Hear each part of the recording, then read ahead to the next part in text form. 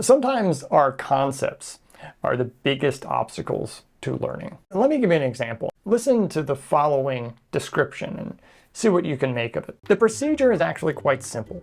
First, you arrange things into different groups depending on their makeup. Of course, one pile may be sufficient depending on how much there is to do. If you have to go somewhere else due to lack of facilities, that's the next step. Otherwise, you're pretty well set. Now, it's better to do too few things at once than too many. A mistake can be expensive as well. At first, the whole procedure will seem complicated. Is this making any sense to you? Let me give you a concept that might help. The passage I just read is about doing a load of laundry. Let's rewind. The procedure is actually quite simple. First, you arrange things into different groups depending on their makeup. Of course, one pile may be sufficient depending on how much there is to do. If you have to go somewhere else due to lack of facilities, that's the next step. Otherwise, you're pretty well set. Now, it's better to do too few things at once than too many. Knowing the right concept helps you understand what's going on, and the same thing is true of studying. I think a lot of students have the idea that studying is mostly about remembering information, and that we remember information kind of like how a computer works. But this misconception leads them to study all wrong. When we save an image to a computer, the computer allocates a little bit of space for that memory, for that information. We record that information into memory. And anytime that we want that image again, we just read from the computer memory. And if we want to add another image, we write to another memory slot. Now, if we think that our brains are trying to do this, it makes it seem like our brains are just bad computers. We know that we don't remember all the information that we input into our heads all the time, and we know that we sometimes have trouble accessing that information again. Essentially, we're just walking computers with leaky, faulty memory circuits. This is not how memory works in the brain, and it's not what we are trying to do when we are studying. Our brains do not record information, they transform information. This transformation process happens right at the very beginning. Let's do another little experiment. Try to remember the last word in this list of words, okay? Inch, meter, foot. Got it? You remember what that word was? Okay, now forget it. Okay, now let's do another list of words. Now remember the last word in this list of words I'm going to give you.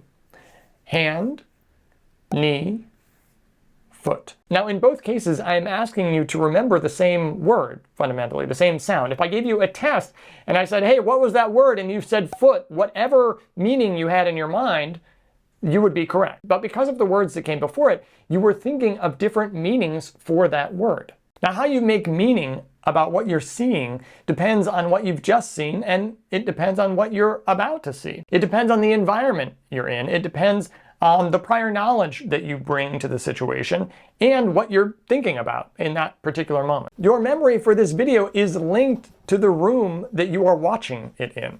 If we were to go into your brain right now, no two people would have the same representation of this video in their brains. Even though everyone's watching the same video, they're watching it in different environments, they're bringing to it different prior knowledge, and they're thinking different thoughts while they're watching it. Something similar happens when you remember information again.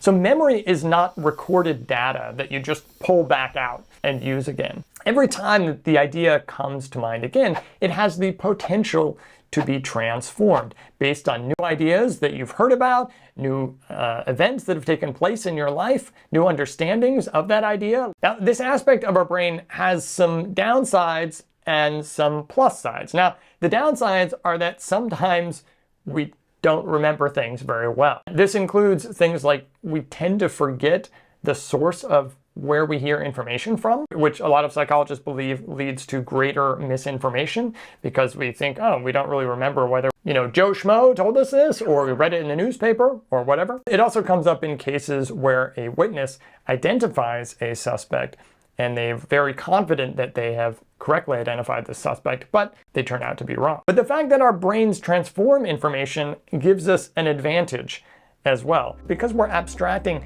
and changing ideas, we get to see patterns and we get to take ideas in one context and apply them in different contexts and recombine them and understand them in new ways. So the question to ask yourself when you're studying is not, how do I remember this information as effectively as possible? The question to ask yourself is, how do I transform this information so that it is relevant and helpful to me? As you do this, you are moving beyond isolated facts to build complex interrelated knowledge structures. For more on that process, you can check out my next video. I'll see you next time.